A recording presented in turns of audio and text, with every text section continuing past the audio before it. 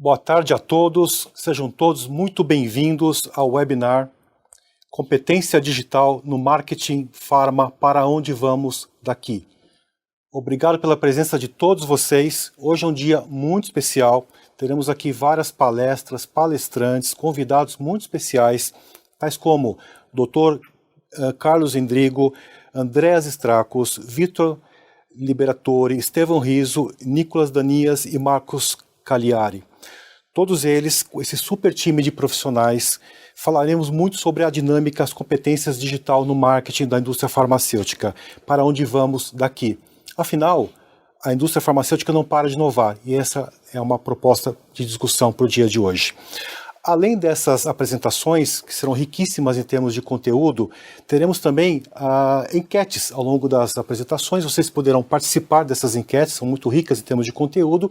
E ao final, convido todos vocês para participarem de uma mesa redonda, de um debate, onde teremos então a participação de todos os envolvidos, onde vocês poderão também participar enviando suas perguntas no nosso programa de hoje. Então, convido vocês, será uma apresentação interativa, é muito importante o engajamento de vocês para que tenhamos um sucesso absoluto aqui em termos de entendimento nessa nossa webinar de hoje. Então, novamente, muito obrigado pela presença de todos vocês. Para fazer a abertura oficial na nossa tarde de hoje do evento, eu gostaria de chamar aqui uma pessoa, o Dr. Nelson Mussolini, ele é o presidente executivo do Sindusfarma, para fazer a abertura oficial. Dr. Nelson Mussolini, obrigado pela sua presença, seja muito bem-vindo. Newton, muito obrigado por ter me chamado. É sempre um prazer estar colaborando em toda e qualquer iniciativa que trata de transmissão de conhecimento, de inovação. Essa é a função da indústria farmacêutica, é a função do Sindusfarma, de abrir novos horizontes. Eu não tenho a mínima dúvida que essa pandemia, que trouxe tantos problemas para a nossa sociedade, também trouxe algumas soluções, ou abriu oportunidades para que nós possamos discutir algumas das soluções, como o uso do digital como ferramenta de acesso à saúde, acesso ao médico e a importância que isso vai ter no futuro da indústria farmacêutica. Então, eu me sinto honrado em participar, quero agradecer ao Andreas Stracos, com quem trabalhei na indústria farmacêutica, depois trabalhamos juntos aqui no Sindusfarma, construímos uma história bonita de sucesso e de troca de informações e troca de conhecimento. Então, muito obrigado, Newton. Espero que esse sucesso seja, que esse webinar seja um sucesso. Tá? Tenho certeza que com as pessoas que estão aqui dentro, que estão participando dele, o sucesso é um sucesso garantido. Andreas, parabéns pela sua iniciativa. Acho super importante você estar liderando esse novo passo que a indústria farmacêutica vai ter que dar no contato com a classe médica. Muito obrigado, Newton. Eu que agradeço, Dr. Nelson, obrigado pela abertura excelente, pontuando as questões mais relevantes desse nosso webinar de hoje. Muito obrigado pela sua ilustre presença, Dr. Nelson.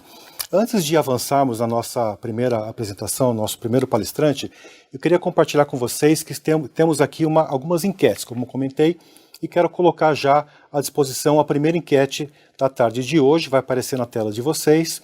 Vocês estão vendo a enquete, peço que vocês respondam essa enquete num período de 10 minutos. Ao final da próxima apresentação, eu volto e apresento os resultados para vocês, compartilhamos então quais foram os resultados obtidos a partir dessa enquete, tá bom? Então conto com todos vocês participando dessa enquete, que é bastante importante para todos nós em termos de entendimento do nosso conteúdo que teremos hoje. Muito bem, então seguindo aqui a nossa primeira palestra da nossa tarde, eu gostaria de chamar então o nosso primeiro palestrante, que é o Dr. Antônio Carlos Endrigo. Dr. Antônio Carlos Endrigo, Dr. Endrigo, ele é médico empreendedor e investidor em startups de saúde. O Dr. Endrigo tem uma palestra cujo nome é O Futuro da Relação Indústria-Médico sob o Olhar Digital. Então, Dr. Endrigo, seja muito bem-vindo, tenha uma ótima apresentação e nos vemos daqui a pouquinho. Olá, Newton. Um prazer estar aqui com vocês. Gostaria de agradecer o André Stracos, o Dr. Hub, por abrir esse espaço para a gente bater um papo sobre essa mudança que está acontecendo com os médicos e com certeza vai se refletir na relação dos médicos com a indústria. Bom, eu sou diretor de tecnologia da São Paulo Medicina e também presidente da Saúde Digital da AMB. A minha apresentação aqui para vocês vai abordar algumas pesquisas que mostram o quanto o médico tem se transformado, tem se engajado nas tecnologias digitais. E o pano de fundo que provocou e tem provocado essa alteração, essa transformação, é a telemedicina. Tem duas pesquisas iniciais, uma da Associação Paulista de Medicina e outra da AMB, com foco na telemedicina, mas isso vai se refletir em todo o contexto médico, inclusive na relação com a indústria farmacêutica. Tá bom? Então, eu vou começar aqui com então, essa pesquisa da conectividade e saúde digital na vida do médico brasileiro. É uma pesquisa que ela teve o objetivo de ouvir a opinião dos médicos sobre a telemedicina, foi realizada em fevereiro de 2020, para quem não se lembra, a gente estava iniciando o caso diagnosticado no Brasil de Covid, foi em fevereiro, e tivemos um pico que foi aumentando gradativamente, progressivamente, entre abril, maio, junho e assim por diante. Participaram dessa entrevista 2.258 médicos e abordaram 55 especialidades, sendo as principais clínica médica, cardiologia, ginecologia, obstetrícia, ortopedia e neurologia. O perfil desses médicos foram 60% do sexo masculino e 40% do sexo feminino, e foi utilizada a base de médicos da APM e algumas outras associações que temos parceria. O grupo principal da faixa etária é entre 30 a 50 anos, né? Pior que a gente testou antes aqui, mas a hora que a gente vai usar acaba não funcionando. Uma das perguntas foi: qual a sua percepção do sistema público de saúde, o sistema de saúde poderia se beneficiar com essas ferramentas digitais atuais, e aí a de medicina basicamente? A grande maioria absoluta foi 90% respondeu que sim, que pode usar bastante, usando aí o critério de aqueles que chegamos a quase 100%, 98%. Você acredita que as novas tecnologias digitais possam, dentro de um alto padrão de segurança e ética, ajudar a melhorar a saúde da população? 90% sim e 10% acham que não. Com as tecnologias da telemedicina, o uso da telemedicina, que permitam segurança de dados e privacidade do médico e paciente, acredito que podemos ampliar o atendimento médico além do consultório. De novo, a grande maioria acredita nessas novas tecnologias, 70% sim, talvez 21%, estamos falando aí de mais de 90% acreditando nessas novas tecnologias e, inclusive, estamos falando da telemedicina. Dessas novas tecnologias, quais que os médicos têm utilizado, isso lá em fevereiro de 2020, tá, pessoal? Têm utilizado para se comunicar com seus pacientes, seus familiares. 65% têm utilizado o WhatsApp, ou os aplicativos de mensageria instantânea, e o telefone celular também, aí juntando os dois, aí estamos ultrapassando 80% dos médicos. Com qual frequência o médico usa essas tecnologias? Aí 58% diariamente, e 24% algumas vezes na semana. Juntando esses dois grupos, estamos falando aí de quase 90% dos médicos. Barreiras que os médicos identificam, né? A questão da regulamentação, ainda nós temos hoje uma regulamentação que está focada na parte durante a crise sanitária, o período de pandemia, mas esperamos que o Conselho Federal de Medicina e o Congresso atualizem as legislações vigentes atualmente. Mas 43% colocam a regulamentação como uma barreira. Telemedicina regulamentada. A partir de uma telemedicina oficialmente regulamentada pelo Conselho Federal de Medicina, com os recursos tecnológicos necessários para a segurança e ética da medicina, você utilizaria essa ferramenta?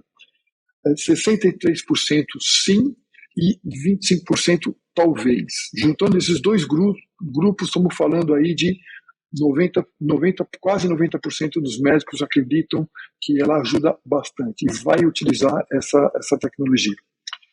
Agora, é uma pesquisa da AMB.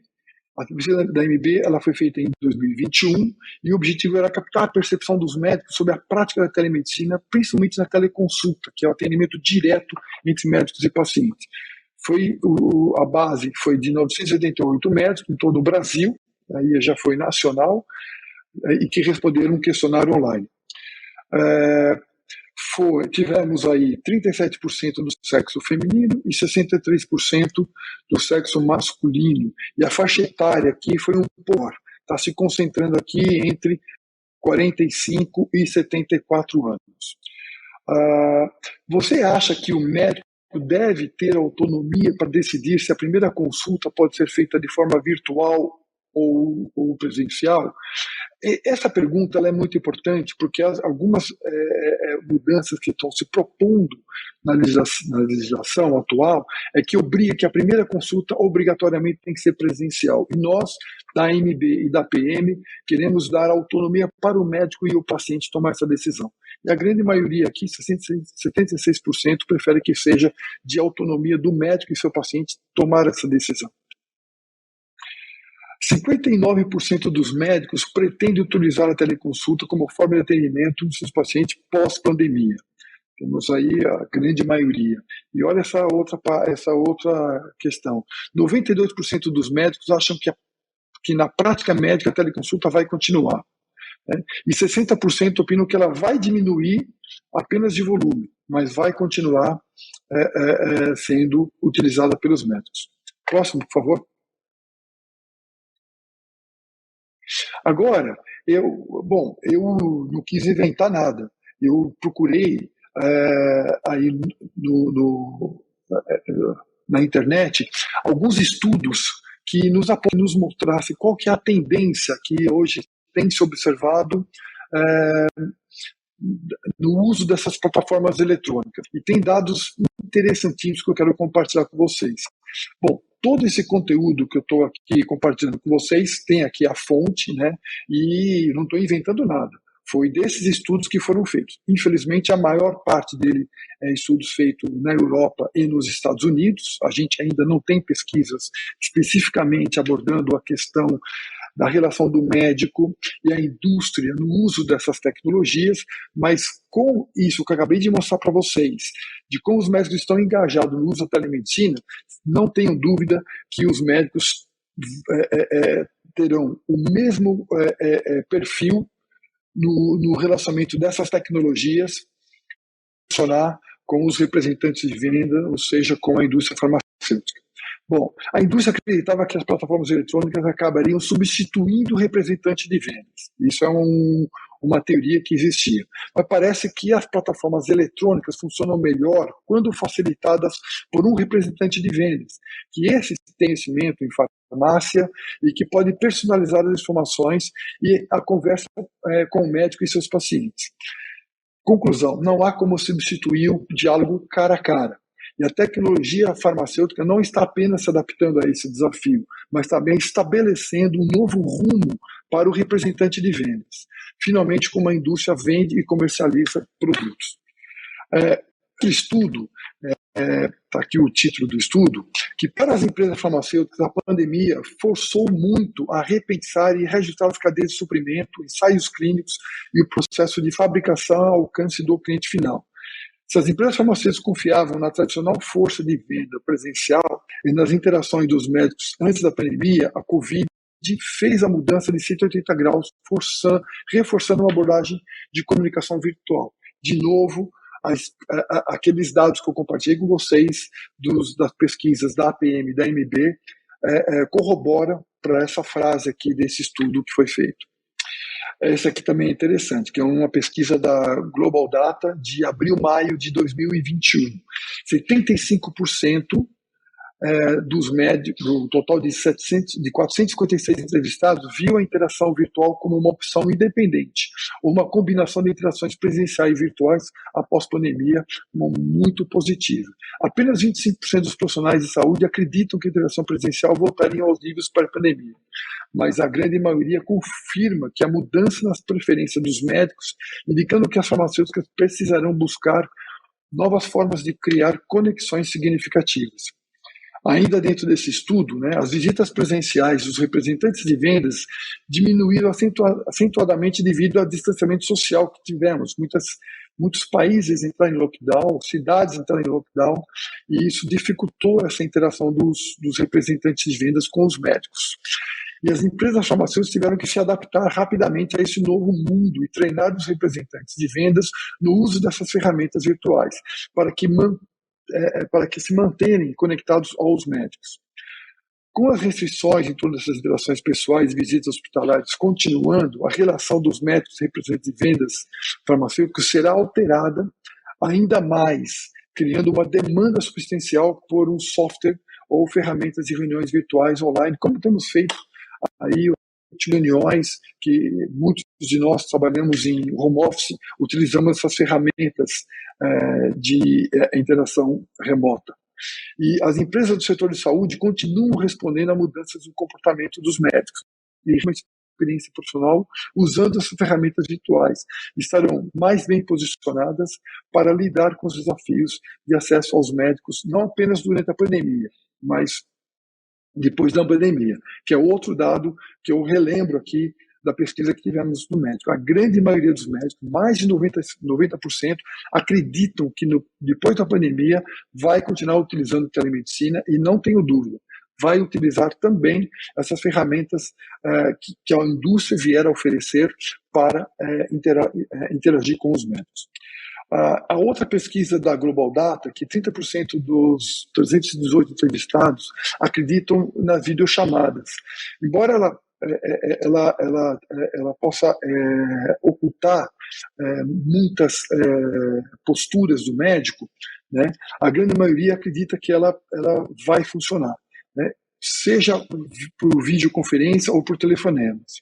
Então, sejam por Zoom, o Webex, FaceTime, enfim, todas elas, seja qual for, é uma tendência que essas novas tecnologias e inovações, elas vão apresentar uma série de oportunidades para melhorar e transformar a indústria farmacêutica e atender às futuras necessidades da saúde. A transformação digital em curso está obrigando as empresas a alterarem os seus modelos operacionais e a se adaptarem à nova realidade de mercado, sendo os médicos um dos principais impulsionadores dessa mudança.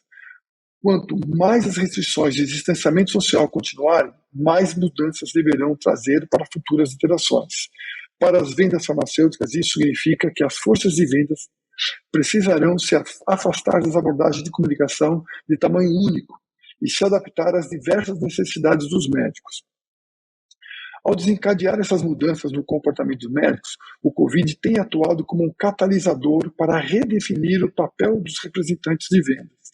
As forças de vendas fornecem uma conexão importante entre a indústria farmacêutica e os prestadores de serviços de saúde, apresentando suas perspectivas às tecnologias inovadoras e tendências do setor. Mas, devido à transformação digital, o papel dos representantes de vendas tradicionais também pode mudar significativamente. A indústria terá uma necessidade muito maior de pessoas com experiência em tecnologia que saibam como contribuir marcas, acomodar as necessidades dos clientes e enviar mensagens usando métodos híbridos de ferramentas virtuais. Bom, vejam que eu acredito que com esses dados ficam claro essa mudança que estamos presenciando, uma nova revolução na área de saúde, seja os médicos se relacionam com seus pacientes ou com a indústria farmacêutica. Aqui estão os meus contatos, estou à disposição de vocês para me contactarem e, mais uma vez, agradeço a participação aqui no evento. Newton, entrego para você, muito obrigado. Doutor Endrigo, parabéns pela sua brilhante apresentação, trazendo todo esse olhar digital na relação médico-indústria, pouco do passado, muito bem fundamentada em elementos que vão abrir caminho, trilha, para toda a base de discussão que teremos aqui para frente nessa nossa webinar. Então, muito obrigado pela sua belíssima apresentação, deu muita sustentação, né, muito conteúdo riquíssimo em dados, que nos ajudarão bastante na compreensão das próximas informações que estarão vindo daqui para frente na nossa apresentação. Mais uma vez, muito obrigado, doutor Endrigo. Bom, dando sequência aqui na nossa webinar, eu gostaria de trazer agora o resultado daquela primeira enquete que eu passei para vocês. Vamos ver como é que ficou? Olha lá, né? A opção número 3, então todos estão vendo a questão, né? A opção, pontuação 3.1, 44% das pessoas, os resultados apontaram esse índice que está aqui para vocês. Tudo certo. Muito bem. Dando sequência novamente, teremos aqui uma nova enquete que está sendo colocada para vocês, a enquete número 2. Então peço que todos participem das respostas. Vocês terão então agora 10 minutos para poderem responder. Então, durante esse tempo, nós vamos dar sequência aqui na nossa próxima apresentação. Quero chamar aqui então o próximo palestrante, está aqui ao meu lado, o senhor Andrés Stracos, é o CEO e fundador da Dr. Hub. O André está com a missão aqui de falar conosco, né, uma apresentação cujo título é O Desafio do Engajamento Médico, como criar uma via de comunicação digital eficiente entre a indústria e o médico. André, seja bem-vindo. Obrigado. Gostaria de fazer uma pergunta para você, para a gente começar nosso bate-papo aqui, um esquenta entre nós dois aqui, tá bom? Tá. Por que, André, que você decidiu investir na ideia da Dr. Hub? Muito bom. Eu já vou responder a tua pergunta, mas não queria deixar passar em branco a intervenção do Mussolini, agradecer muito essa abertura que ele fez,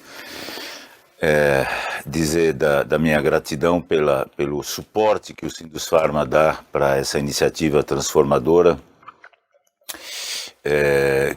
que não é uma iniciativa que vai vingar com facilidade, né? Ela implica em mudança cultural, ela implica em mudança de hábitos, um modelo de negócio que a indústria utiliza há mais de 100 anos, né, pelas pesquisas que nós fizemos, e o suporte do Sindusfarma é essencial para isso. Não sei se o Nelson ainda está conosco, mas muito obrigado por esse suporte. Vamos colocar minha apresentação no ar, então. Voltando à sua pergunta, Newton, por que nós resolvemos investir nessa iniciativa, né?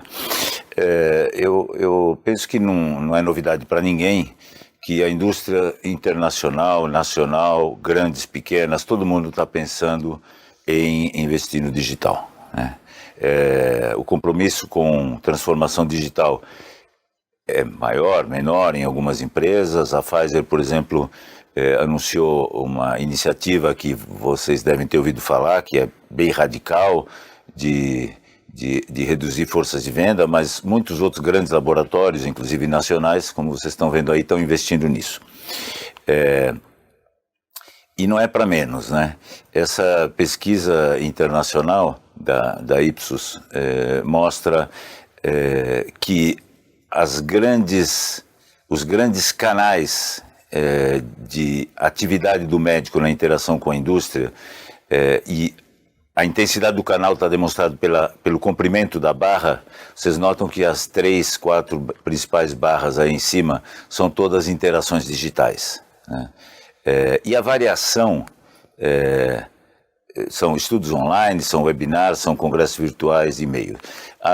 O crescimento está todo aí nessas atividades. Os sites da indústria, ao contrário do que muita gente acredita, que o site é o caminho do engajamento digital do futuro, os sites têm tido menos acesso, as visitas presenciais, obviamente, também, como o Endrigo também falou, essa é a tendência, e as visitas virtuais em crescimento. Bom, no Brasil, o que aconteceu, né? O Endrigo já comentou que a indústria investiu sim no digital, né? Só que investiu com um modelo que o médico não gostou, né? Nós mandávamos links para os laboratórios. Quando não pedimos para eles baixarem plataformas, eles eram obrigados a agendar a interação com os nossos representantes, e nada disso funcionou, né? E não é uma opinião, os números confirmam isso. A média de visitas que a indústria conseguiu realizar por meios digitais nesse modelo foi de apenas 2,1 visitas por dia por representante. E obviamente que isso é um sintoma do não funcionamento desse modelo. O que os médicos querem, então? Eles não querem agendamento e eles não querem, de preferência, não querem videoconferência, né? Eles querem, sim, conteúdos digitais, eles querem mais chat. Notem na apresentação do Endrigo, né, o destaque que teve o WhatsApp como ferramenta de comunicação do médico, tá? 54% não gostam de ter que ligar uma câmera, né, e 86% então recusam a instalação de qualquer plataforma. Eles querem conteúdos inovadores e on-demand. São dados da Ipsos, vocês vão ter a oportunidade depois de interagir com o Marcos Cagliari, que vai estar no painel, que é o presidente da Ipsos. Ele apresentou esses dados num evento anterior nosso. WhatsApp, né? O médico não quer videoconferência, ele quer conversar por WhatsApp. Veja, também a pesquisa Ipsos, veja o destaque que tem o WhatsApp perto de Zoom e outras ferramentas de comunicação digital. Agora, diante dessa realidade, né, de que o modelo não funcionou, que o médico quer outra coisa, globalmente, eu penso que esse número no Brasil seria pior. 59% das empresas farmacêuticas ainda não têm uma estratégia de transformação digital totalmente definida, né? Eu diria que talvez essa formulação é uma formulação diplomática para dizer que a indústria ainda não encontrou as respostas para esse problema.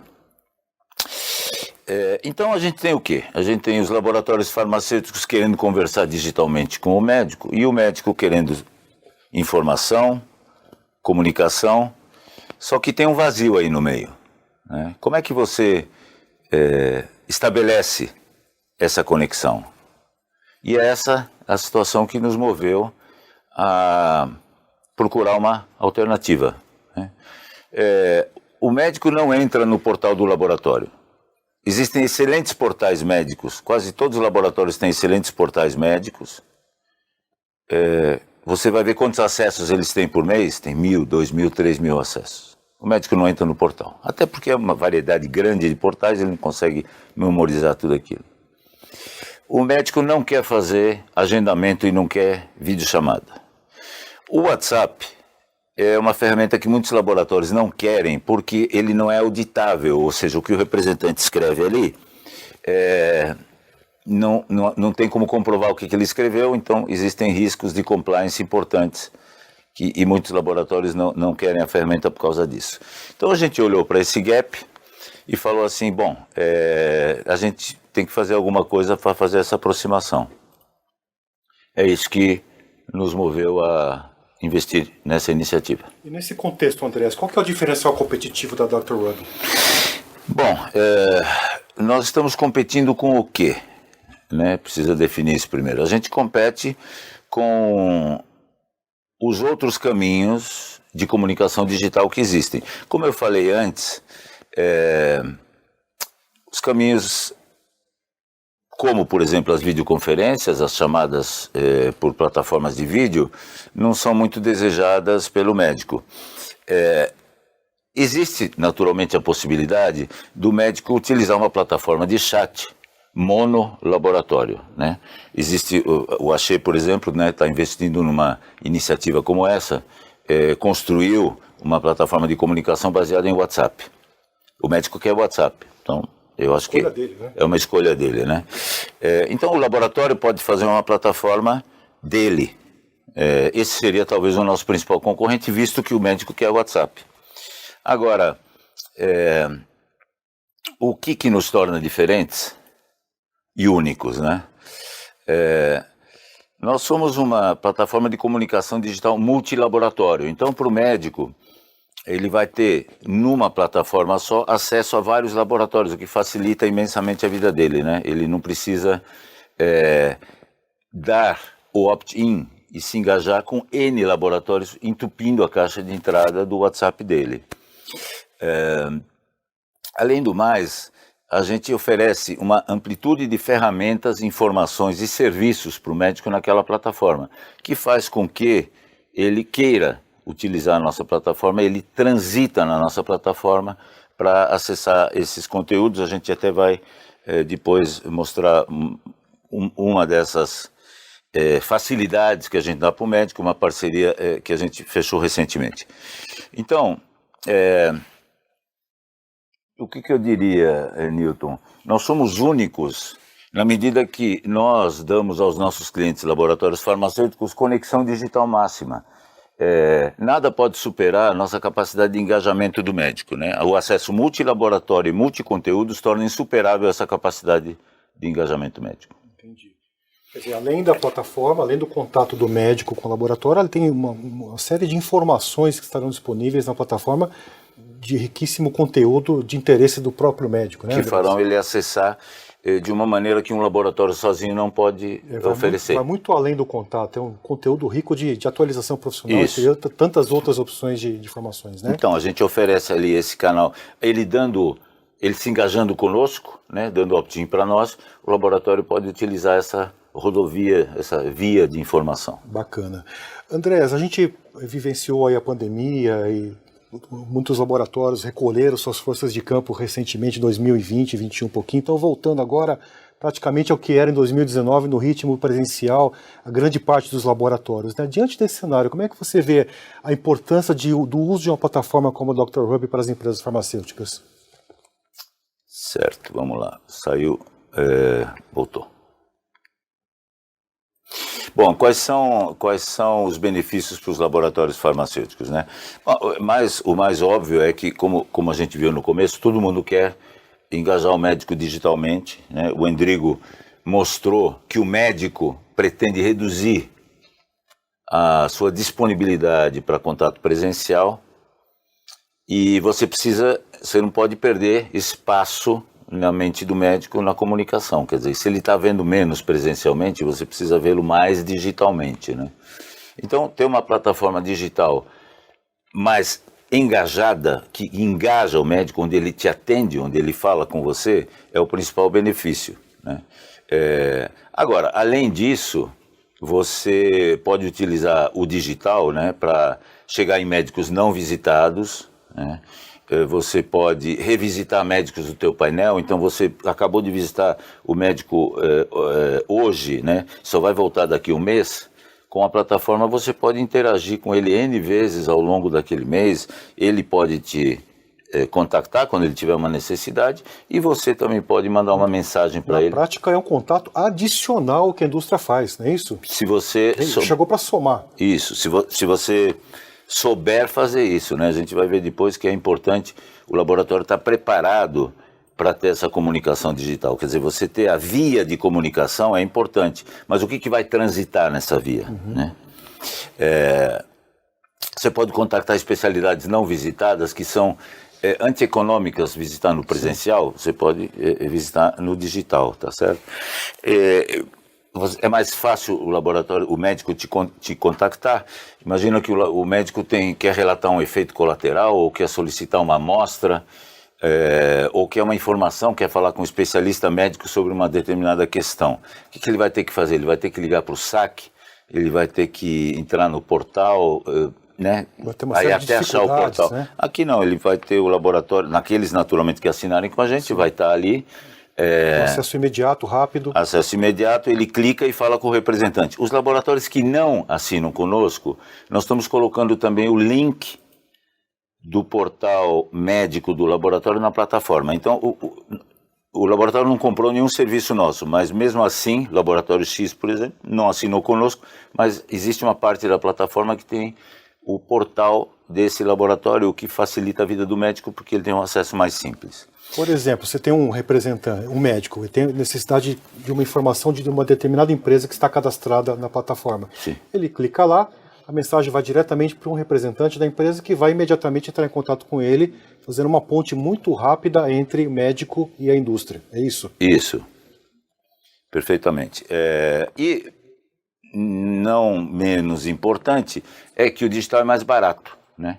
Então você consegue aumentar a produtividade da força de venda, você não tem tempo perdido em deslocamentos. Se você tiver o representante digital, ou mesmo se você tiver a equipe presencial, ela nos intervalos das visitas presenciais, ela pode conversar com o médico. Está ali numa sala de espera, né, esperando o médico que vai receber presencialmente, mas pode estar interagindo digitalmente com outros médicos do painel. E né, o Endrigo falou sobre a questão da redução das forças de venda. Eu acho que cada laboratório tem o seu momento, né? Quem tiver que reduzir, a ferramenta não é um inimigo do representante.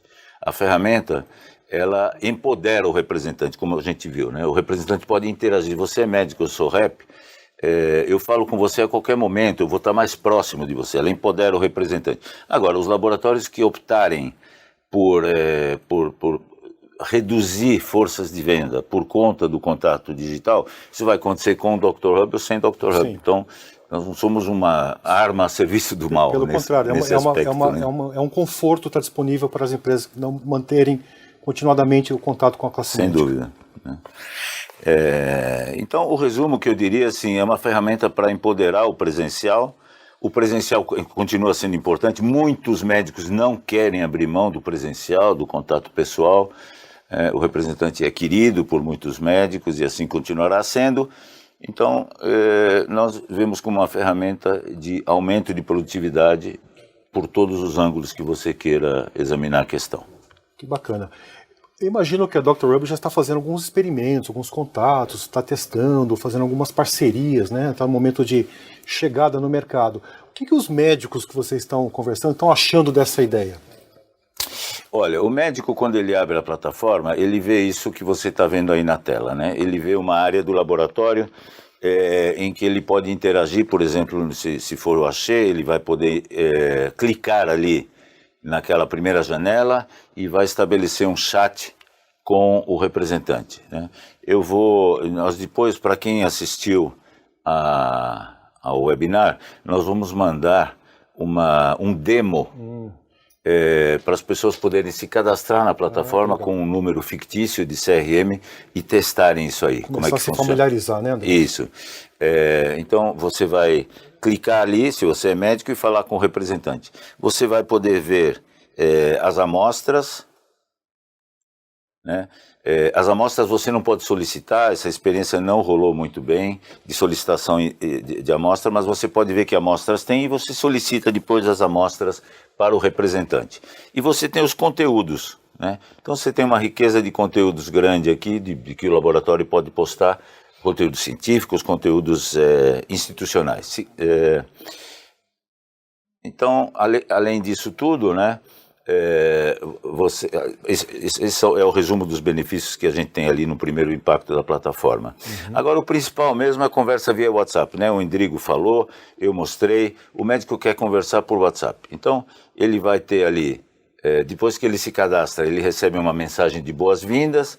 Essa mensagem de boas-vindas para o médico abre um chatbot e ali ele pode começar a falar com o representante. Então, o representante vai receber. Você acabou de entrar na plataforma, você recebe um chatbot, ali está escrito assim, falar com a Eurofarma, falar com a Lundbeck, falar com a Ipsos, e os outros que venham entrar para a nossa plataforma, e você estabelece uma comunicação que o representante responde, né? Aumentou muito a velocidade do acesso, né? Sem dúvida. Entre indústria e médico, né? Sem dúvida. E você pode enviar notificações para o médico, né? Aquele representante pode enviar uma notificação se tiver um lançamento de um produto ou qualquer outra mensagem que ele queira mandar. O chatbot é automático, você vê ali no último slide, né, tem as opções dos diferentes acessos que o médico pode ter, tanto em termos de funcionalidades como em termos de laboratórios. E o importante, gente, é isso, do lado da plataforma não é o WhatsApp. O médico vê o WhatsApp, mas do lado da plataforma é uma plataforma auditável, tudo que o representante tecla ali fica registrado e, portanto, à disposição do laboratório para uma eventual auditoria. Perfeito. E você pode fazer comunicação massiva ativa, tanto de disparo para toda a base de médicos via WhatsApp, filtrando especialidades ou fazendo qualquer outra segmentação, como também por e-mail marketing, né?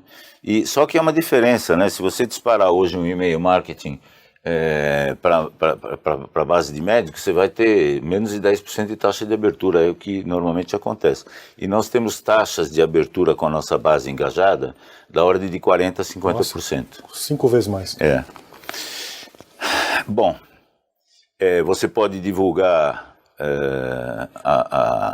né, mensagens, conteúdos tanto institucionais como de produto, como eu já tinha falado. Sim, estudos científicos, né, muita coisa. Exato. E o médico, né, como eu disse antes, ele se engaja porque ele tem todos esses benefícios que você vê aí, tá certo?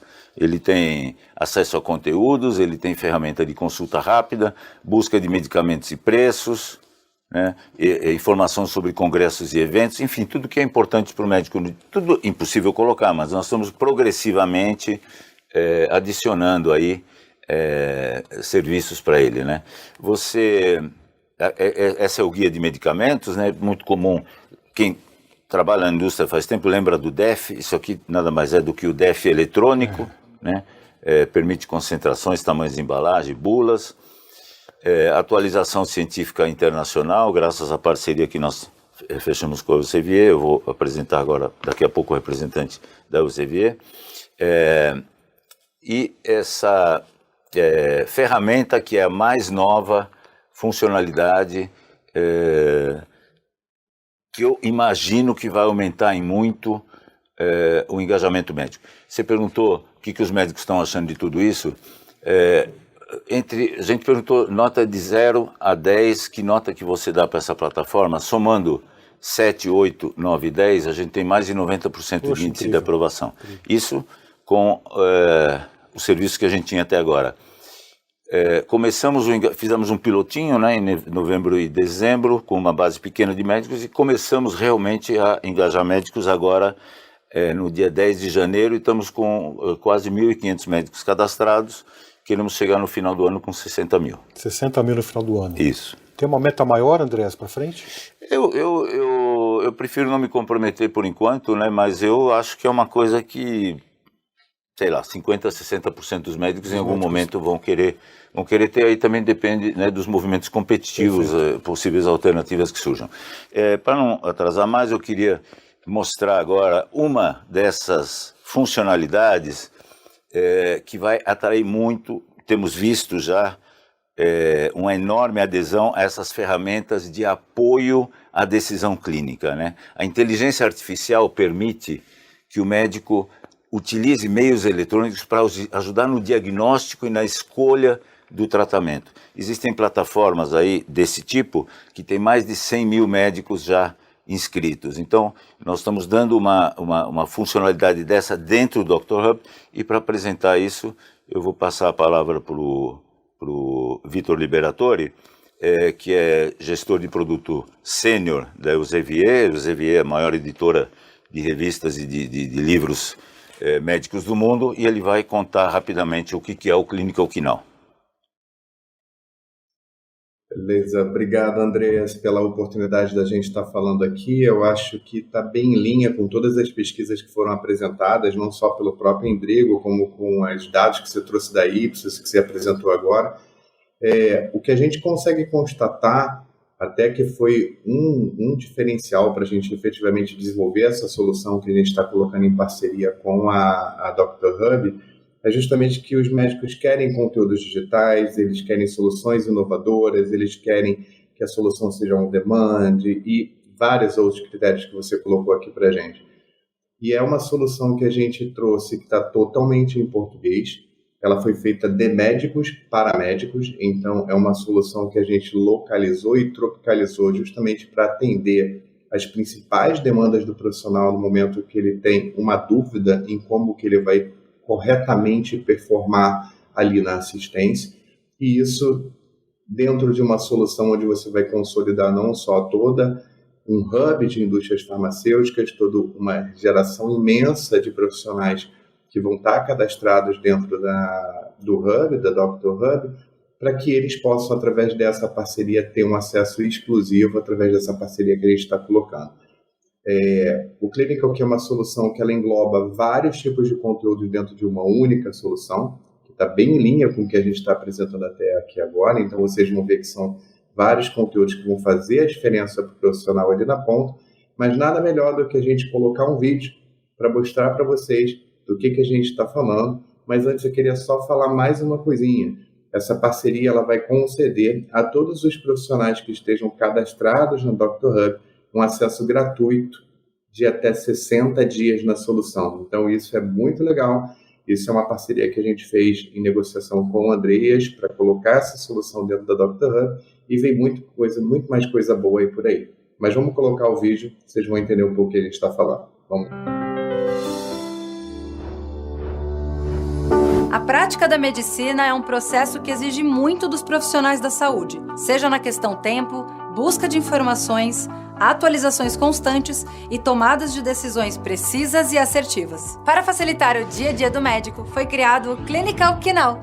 Praticidade, eficácia e assertividade na busca diária por conhecimento e atualização. Uma aplicação leve que pode ser acessada de múltiplas plataformas, como smartphones, tablets e notebooks. Na palma da sua mão, você tem acesso a um universo de dados divididos em 6 diferentes tipos de conteúdo: visões rápidas, revisões clínicas, medicamentos, algoritmos clínicos, calculadoras clínicas e diretrizes médicas. Em uma busca rápida, você já visualiza todo o conteúdo dividido pelas áreas da plataforma, podendo filtrar e compartilhar informação. São mais de 700 diretrizes médicas, mais de 2.000 bulas de medicamentos, todas aprovadas pelo Anvisa. As patologias mais prevalentes no Brasil e mais de 200 calculadoras clínicas. E todo o conteúdo pode ser acessado de forma online ou offline, facilitando o uso no dia a dia. E o melhor, atualizadas constantemente e totalmente em português. Chega de abrir diversos aplicativos e plataformas. No Clinical Knaw, você tem tudo isso em uma única ferramenta. Facilidade, rapidez e assertividade. Clinical Knaw, a plataforma que vai fazer parte do seu dia a dia.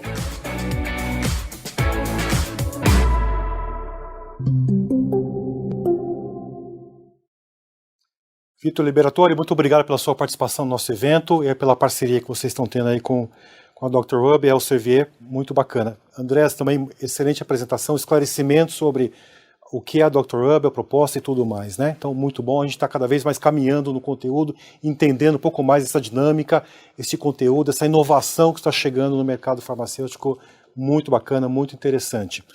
É isso, então vamos dar sequência aqui na nossa apresentação de hoje. Eu queria então chamar aqui o resultado da segunda enquete, para que possamos então conhecer os resultados, se puder mostrar para todo mundo. Ver se aparece aqui na telinha para a gente. Tá lá, né, a letra D, né, que saiu aqui. A letra C, isso, não, um pouquinho mais, então. Enfim, aqui estão os resultados dessa segunda enquete. E agora já vamos então para a nossa terceira enquete, a terceira e última enquete dessa tarde. Vou pedir para que todos acessem então a enquete na sua tela e também teremos novamente os mesmos 10 minutos de respostas antes da próxima apresentação, ou seja, ao final da próxima apresentação traremos então os resultados dessa terceira enquete, tá bom? Dando sequência então à nossa terceira palestra, o terceiro convidado. Quero chamar aqui para apresentação o senhor Estevão Riso. Ele é um profissional de marketing, branding, storytelling, que terá a oportunidade de se apresentar melhor para vocês, mostrar o papel dele nesse contexto dessa webinar para nós aqui. Ele tem uma palestra muito interessante chamada Digital e os representantes farmacêuticos. Vamos falar sobre elefante na sala? Então eu queria chamar aqui o Estevão. Olá. Boa tarde, estão me vendo? Bom, vamos lá. Gente, o assunto é tenso e eu sei que a gente já está levemente atrasado, então eu vou tentar não tomar o tempo de vocês.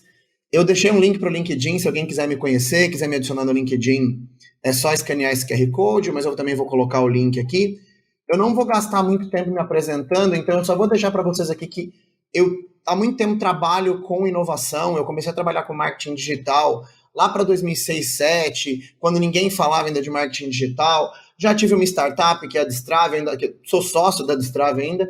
tenho uma empresa de treinamento e mentoria e hoje eu estou trabalhando com a parte de blockchain, economia digital, NFT, né, e tem um podcast / canal do YouTube sobre isso. Então, deixo aqui para vocês um pouco do resumo do que eu faço, de onde eu venho, mas vamos gastar tempo com conteúdo, que é o que importa para vocês aqui.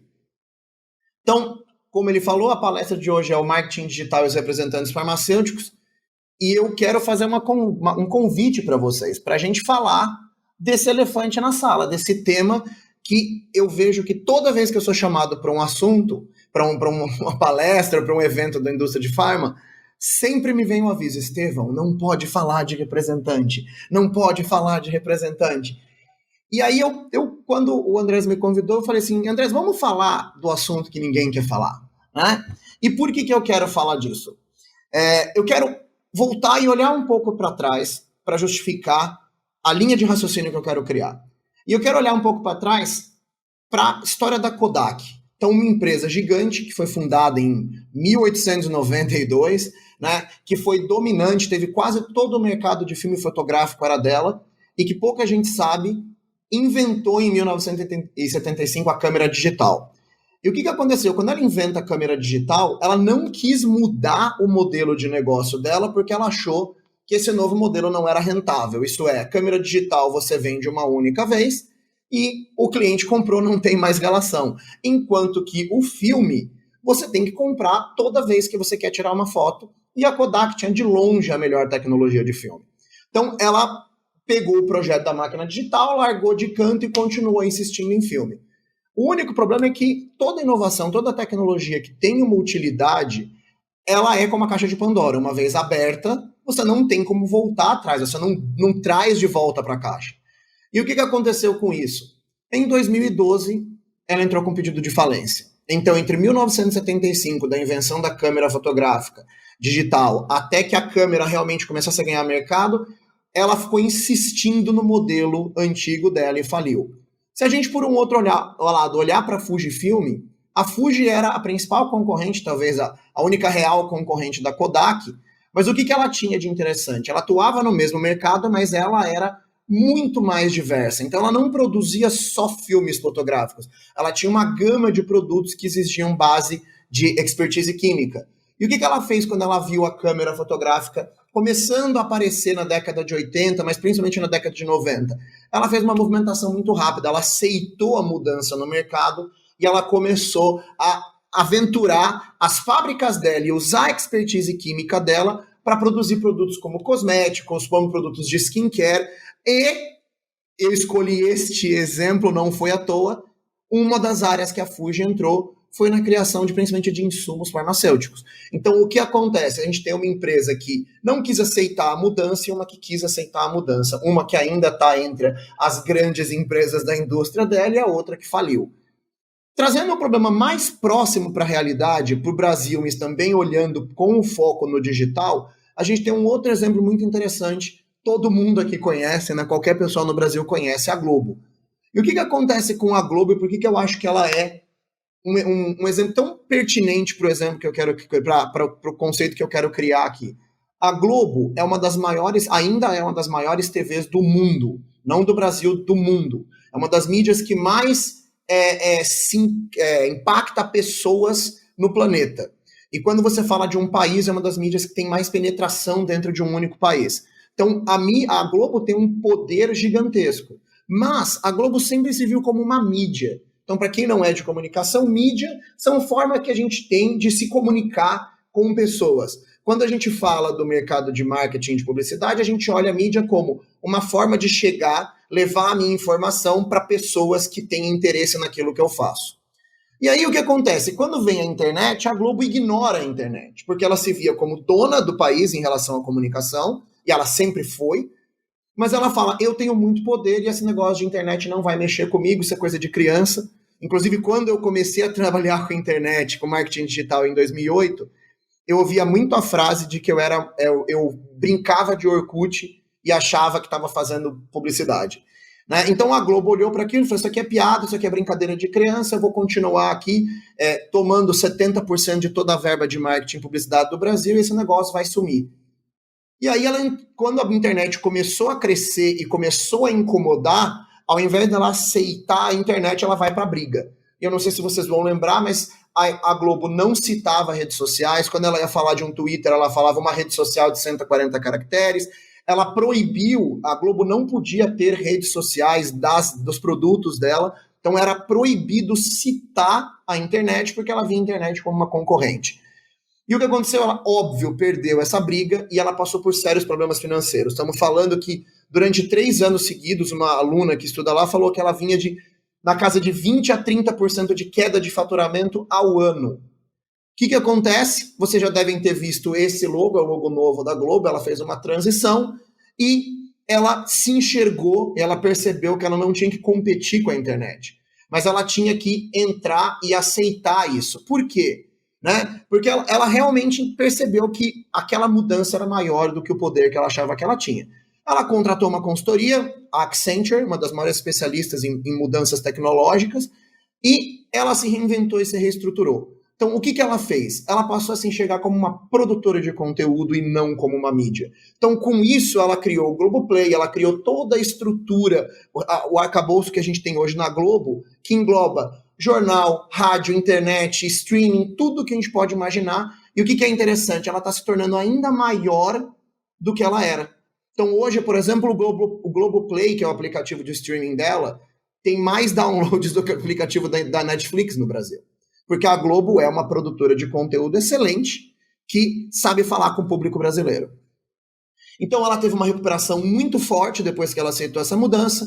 E o Big Brother de 2021 foi o maior Big Brother da história, principalmente porque ela conseguiu conectar o Big Brother com a internet. Eu sei que talvez isso esteja parecendo que não faz muito sentido para a realidade de vocês, mas eu quero dizer que quando eu olho para a indústria farmacêutica, de alguém que tem um pé dentro e um pé fora, então eu trabalho um pouco com a indústria farmacêutica, mas eu também tenho muitos clientes fora, eu vejo que a indústria farmacêutica está se comportando exatamente como a Kodak e como a Globo. Ela está vendo as mudanças e ela fala, eu sou grande demais, eu sou impossível de ser parada e eu não vou mudar. O mundo vai se adaptar a mim e não eu vou me adaptar ao mundo. E assim como a Kodak era a dominante mundial do produto dela, a indústria farmacêutica não vai parar as mudanças do planeta. Então, por que isso está acontecendo? Por que toda empresa como Kodak, como Globo e como outras não aceitam a mudança? E aqui eu recomendo, se alguém quiser ler esse livro chamado Dilema da Inovação, ele fala sobre por que grandes empresas, principalmente empresas que são donas do mercado que atua, têm extrema dificuldade em aceitar a inovação e inovar. Né? Então ele fala, quanto mais dono do mercado uma empresa mais difícil é de inovar. Por quê? Porque é muito caro investir em inovação. Você tem que criar coisas com altíssimo risco. Né? Então a gente está falando o seguinte, tudo que a gente vai tentar exige gastar dinheiro, muitas vezes em alto volume, sem nenhuma garantia de retorno. Então, uma indústria farmacêutica, ela vai investir numa linha nova de medicamento, ou alguma coisa assim, ela já sabe como aquela máquina funciona. Eu vou investir tanto, eu vou demorar tanto tempo para ganhar tanto. Quando você vai para inovação, isso vai fazer algo diferente daquilo que você está acostumado a fazer, é caro de começar, e você tem riscos altos e você não consegue projetar resultado. E o que é indústria? O que o mercado financeiro mais detesta? Falta de capacidade de projetar resultados. Outra questão é que quando você cria um novo produto, você canibaliza o seu próprio mercado. Então, dando um exemplo, se a Globo investisse na internet, ela ia vender muito mais anúncio na internet do que na TV. Só que o anúncio da internet custa muito mais barato. Então ela ela tira poder de venda do próprio mercado dela, que é o que eu vejo que são alguns dos dilemas que a empresa de farma está passando hoje, que a indústria de farma está passando hoje. E aí, eu vejo que a maior preocupação das pessoas essas mudanças vão acabar com emprego dentro do mercado de farma. E não poderia estar mais distante disso.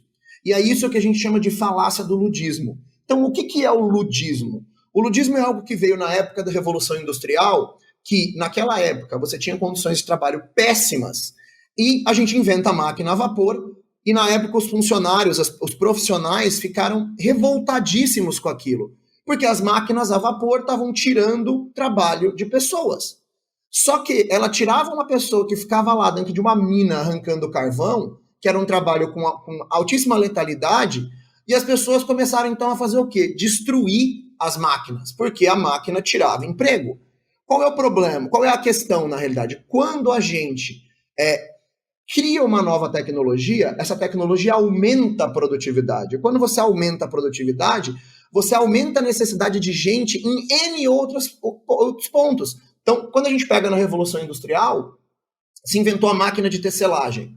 Então, a máquina de tecelagem chegou a tirar o emprego de 150 a 200 mulheres que na época faziam o trabalho de tecelãs. Só que uma vez que você produz mais roupa, toda a cadeia vai ter que lidar com muito mais roupa. Então agora você precisa de mais gente vendendo roupa, mais gente consertando roupa, mais loja para vender roupa, mais gente gerenciando loja, limpando loja. Então uma tecnologia que melhora a produtividade, ela não destrói emprego, ela cria mais oportunidades. E o melhor, ela tira o emprego de base, que exige menos pensamento estratégico normalmente, e cria serviços onde você tem mais necessidade de conhecimento, de cultura e de estratégia.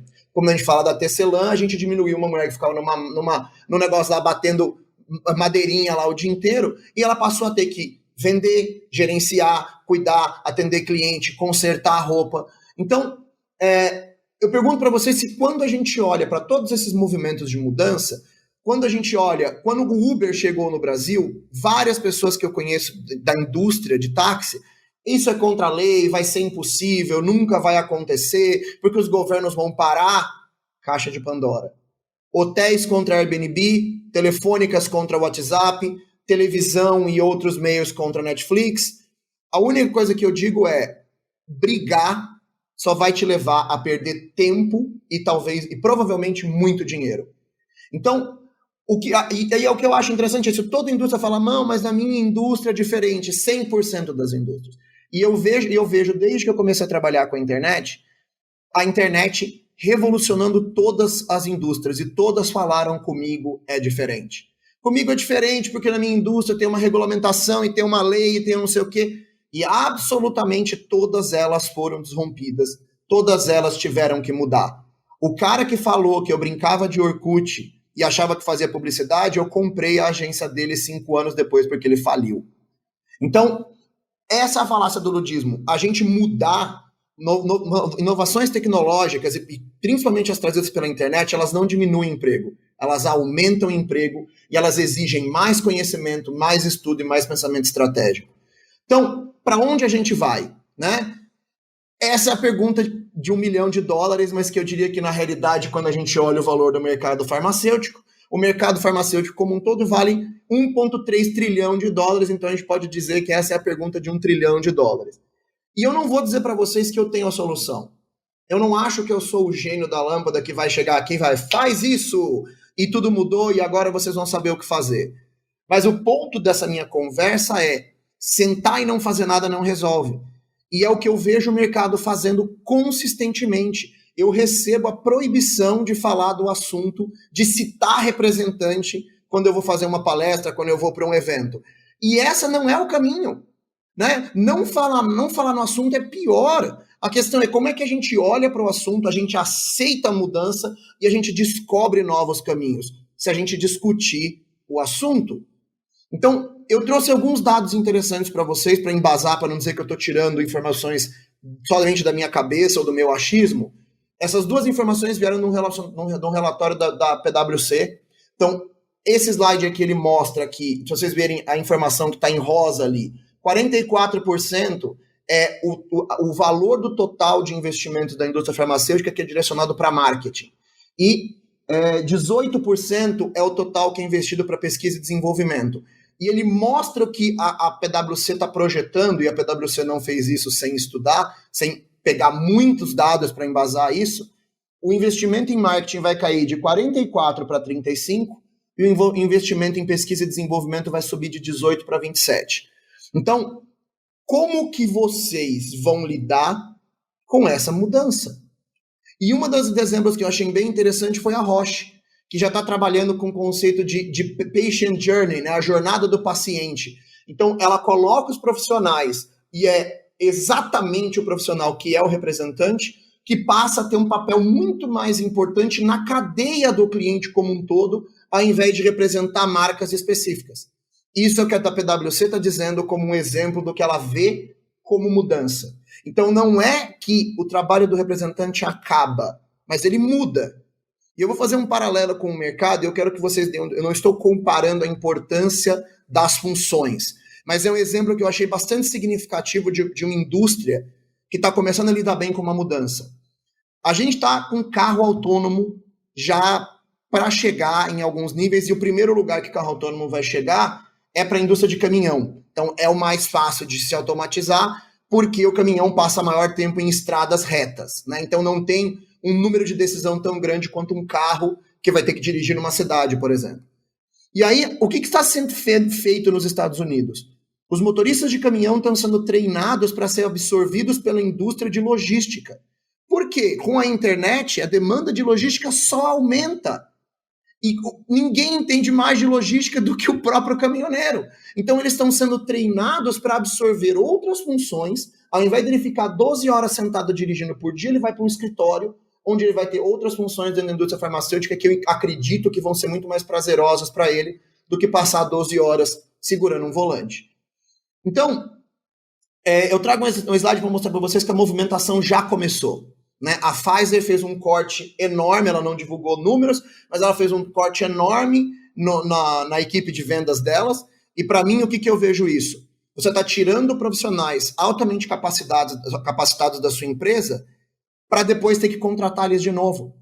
Porque a mudança, como eu disse, não vai diminuir o número de profissionais, vai aumentar a demanda. E aí você pega um profissional que está adequado à cultura da sua empresa e você corta ele, sendo que você depois vai ter que recontratar e treinar esse profissional. Então, por que não pensar agora? Como que a gente pode fazer testes? Como que a gente pode descobrir qual é o melhor caminho? E aí aqui temos um exemplo que é o organizador desse evento hoje, que está aqui propondo um modelo. Né? Então, a ideia é, será que esse é o modelo definitivo? Eu não sei, o futuro vai dizer se esse modelo é definitivo. Mas o que eu acho é, a gente está testando. E é isso que eu acho que a indústria farmacêutica tem que fazer, testar. E eu acho que os representantes farmacêuticos que estiverem aqui ouvindo, qual é o melhor caminho? Aceitar que a mudança vem e estudar, e investir em aprender, em inovar e mudar. Então, gente, com isso, a minha pergunta para vocês é, e agora? O que você vai fazer com o elefante na sala? E aí, com isso, eu termino o meu conteúdo de hoje. Espero que eu tenha trazido algo de valor para vocês. Espero que eu tenha, embora abraçado um pouco a polêmica, eu tenha realmente gerado alguma conversa e que isso aí se perpetue nos próximos dias nas empresas de vocês. Muito obrigado e eu volto agora para o pessoal aí do estúdio. Estevão, muito obrigado pela sua brilhante apresentação. Trouxe um esclarecimento que, para mim, é uma lição de que a mudança é a oportunidade que nós temos pela frente. Né? Então, parabéns pela palestra. Muito bom, muito sólida, muito consistente do ponto de vista estratégico do mercado de saúde. Muito obrigado. Dando sequência aqui então na nossa apresentação, quero trazer aqui então o resultado da nossa terceira enquete. Vamos colocar na tela aqui. Aí está. Então, vocês que participaram, está o resultado. Não temos urgência em adquirir uma ferramenta assim. 39% das escolhas. Muito obrigado à produção. E agora, antes de começarmos aqui a nossa mesa redonda, literalmente, nosso bate-papo aqui, de sessão de perguntas e respostas, temos um vídeo institucional que gostaríamos então de compartilhar com vocês nesse momento. Em um mundo onde o digital está mudando a rotina dos médicos, é essencial que o mercado farmacêutico acompanhe essa evolução. Hoje, 70% dos médicos querem mais digital, personalizado e de qualidade. O médico quer conteúdo inovador e conciso, contato on-demand e comunicação por WhatsApp na hora que pode e precisa se comunicar. A maioria ainda quer visita presencial, alternado e complementado com o digital. Você precisa estar presente e forte neste canal e para isso precisa engajar o médico. Dr. Hub é engajamento médico máximo. Oferecemos ao médico conexão com vários laboratórios e uma ampla gama de ferramentas, informação e serviços em um só lugar, por WhatsApp, do jeito que o médico quer, assegurando um nível de engajamento que um canal de apenas um player não pode conseguir. Somos a primeira e única plataforma digital de comunicação on-demand que facilita o contato entre médico e laboratório farmacêutico, otimizando visitas de representantes, oferecendo amostras, conteúdos para atualização e muito mais.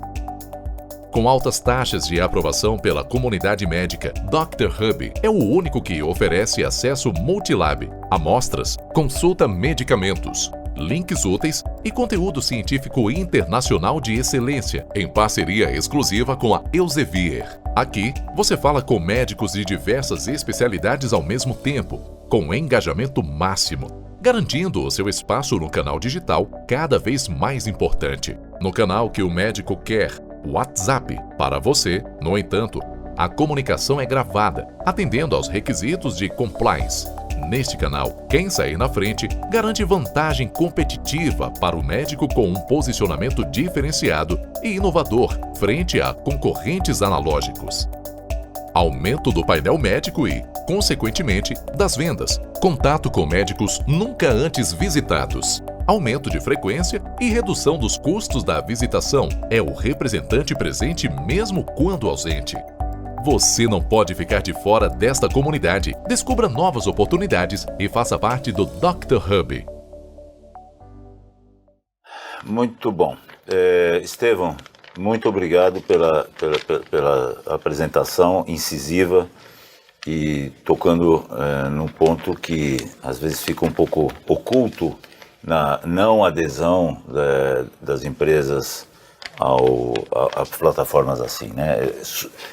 Usam-se argumentos racionais para, na verdade, ocultar o medo da mudança. E o medo da mudança é fatal nesse contexto. Eu gostei muito dessa formulação que a indústria farmacêutica não vai conseguir deter a transformação do mundo. Eu acho que isso é bem verdade. Vamos iniciar o debate e colocar no ar os participantes aí da mesa.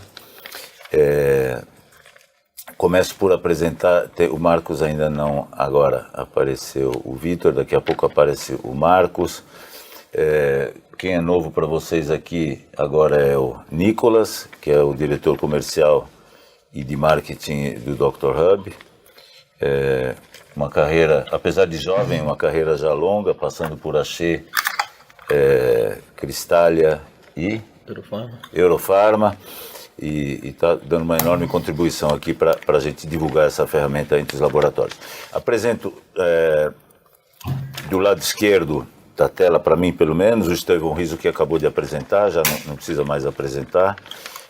Ao lado dele, Marcos Cagliari. O Marcos Cagliari é CEO da Ipsos. Vocês viram que eu usei muitos dados da pesquisa da Ipsos, que já foram usados anteriormente nesse ano e que jogaram uma luz enorme, Marcos, em cima dessa questão, né? Eu acho que você tem uma fração aí da paternidade desse projeto a partir dos insights que você transmitiu no nosso webinar anterior. O Vitor foi apresentado e o Josiel Florenzano, no extremo direito aí do espectro, é presidente da Lundbeck, que foi um dos laboratórios que apostou no Dr. Hub desde a fase piloto. Eu te agradeço, José, por essa confiança que você depositou na gente e tenho certeza que você será recompensado por isso, porque quem saiu na frente, vocês não imaginam os aprendizados que a gente colheu nesses meses aí de experiência. E a primeira pergunta que eu queria dirigir justamente para o Josiel, que é uma pergunta que nos foi colocada aqui. Eu selecionei apenas algumas, enfim, nós vamos depois publicar todas as perguntas e as respostas por escrito, ok? Aqui eu só vou poder tratar de algumas. José, a pergunta é quais são os aprendizados com a ferramenta e o que quem quiser entrar nessa arena digital e quiser usar a nossa ferramenta ou uma outra ferramenta qualquer que te dê engajamento digital, o que é necessário esse laboratório fazer para estar preparado para isso? Bom, primeiramente, obrigado pelo convite para estar nesse debate aqui. É uma honra estar aí com vocês e um abraço a todos aí os participantes. Tivemos a honra, como Lundbeck, de participar do teste piloto. Então, a nossa experiência do piloto foi interessante porque nós aprendemos algumas questões que para quem não sabe, eu comecei na indústria farmacêutica como representante de vendas, há 37 anos atrás. E uma coisa que eu aprendi ao longo desse tempo é que tudo que é novo para o representante causa um certo arrepio. Eu me lembro lá atrás quando a gente tinha um modelo de fichinhas de Audit Pharma, depois passamos para aquele instrumentinho de mão que eu esqueci agora o nome, tipo um iPad, não iPad, um BlackBerry? Antes do BlackBerry. Era um equipamento usado especificamente para a área de vendas. Depois fomos para PalmTop, exatamente, Palm.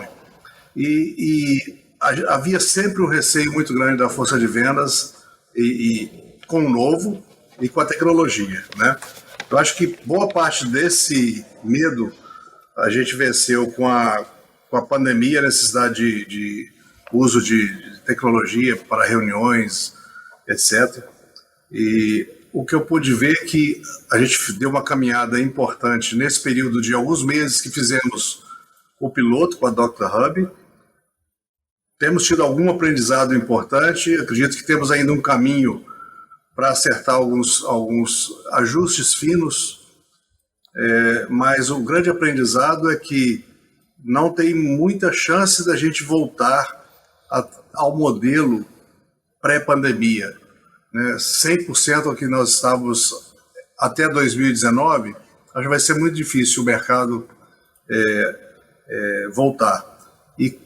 E quem sair na frente, como diz lá na minha terrinha, em Minas, né, bebe água limpa. Então, eu acredito que os aprendizados que a gente vai ter agora, principalmente de como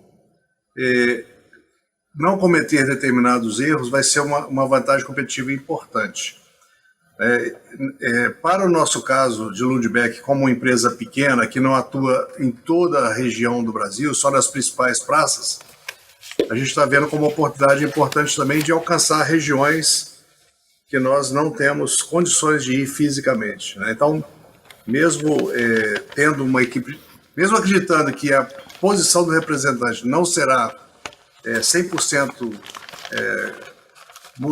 reposta pela uma ferramenta digital, eu acredito que nós podemos ter um complemento muito importante com uma ferramenta digital e até para revisitas, se for o caso, em regiões mais distantes, né? Nós estamos agora exatamente fazendo um piloto no Mato Grosso, ainda não com o Dr. Hub, mas experimentando em algumas regiões mais distantes da visita trimestral, a visita presencial trimestral e a visita a cada mês, entre uma visita trimestral e outra, apenas virtual. E a gente está fazendo esse piloto para ver o impacto disso versus as regiões que a gente visita mensalmente. Então, eventualmente, o Dr. Hub pode ser uma ferramenta importante também para este modelo. Em linhas gerais, André, é isso que eu queria para contribuir nesse primeiro momento. Muito obrigado, José.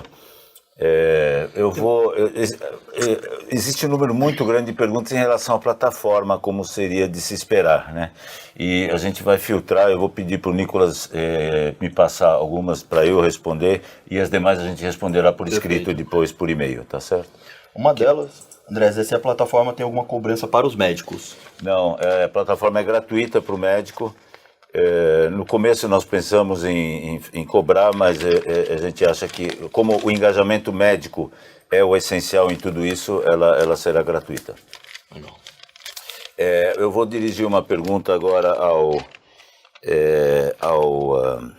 Marcos, que espero que você tenha esse dado presente, ou pelo menos uma percepção qualitativa dele. Se existe se somente os médicos mais jovens mostram essa vontade do engajamento digital e de um conteúdo maior de digital, se existe muita diferença por faixa. Ótima pergunta. Eu não tenho dados especificamente do médico, mas eu tenho a percepção, como você se referiu. A gente está avaliando a mudança desde as mudanças de comportamento desde o início da pandemia.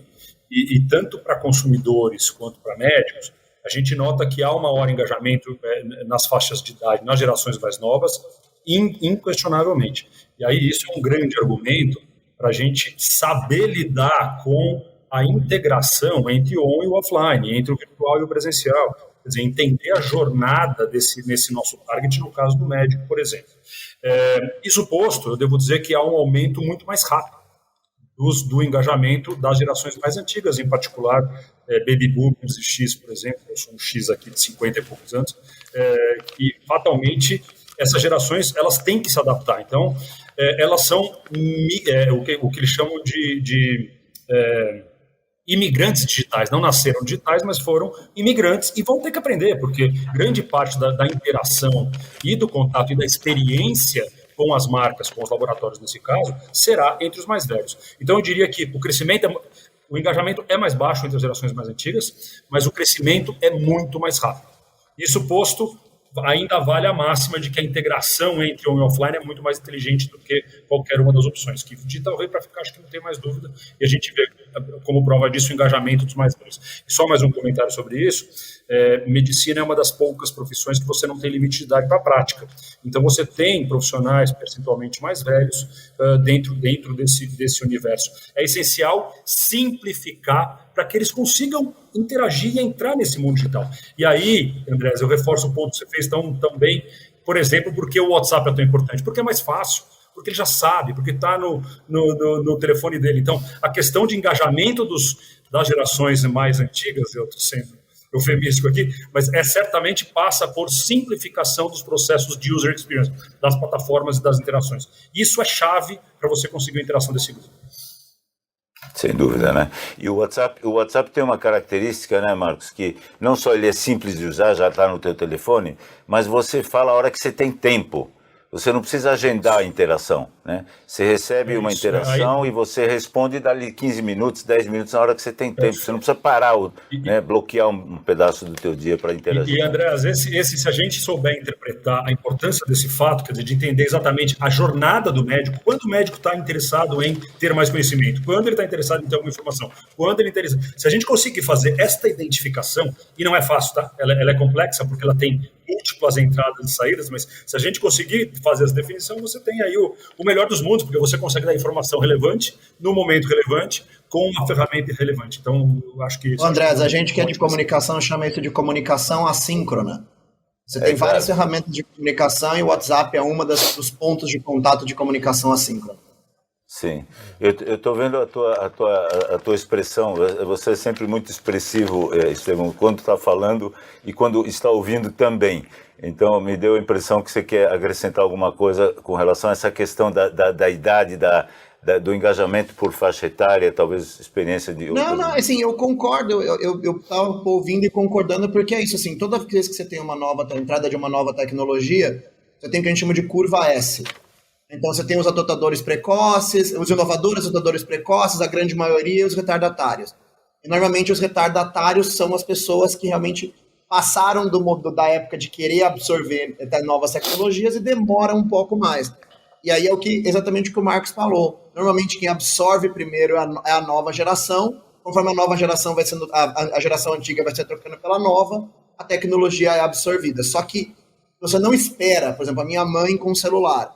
Minha mãe não queria um smartphone. Um dia ela tentou comprar um celular normal, não tinha mais, ela foi obrigada a comprar um smartphone, né? Claro.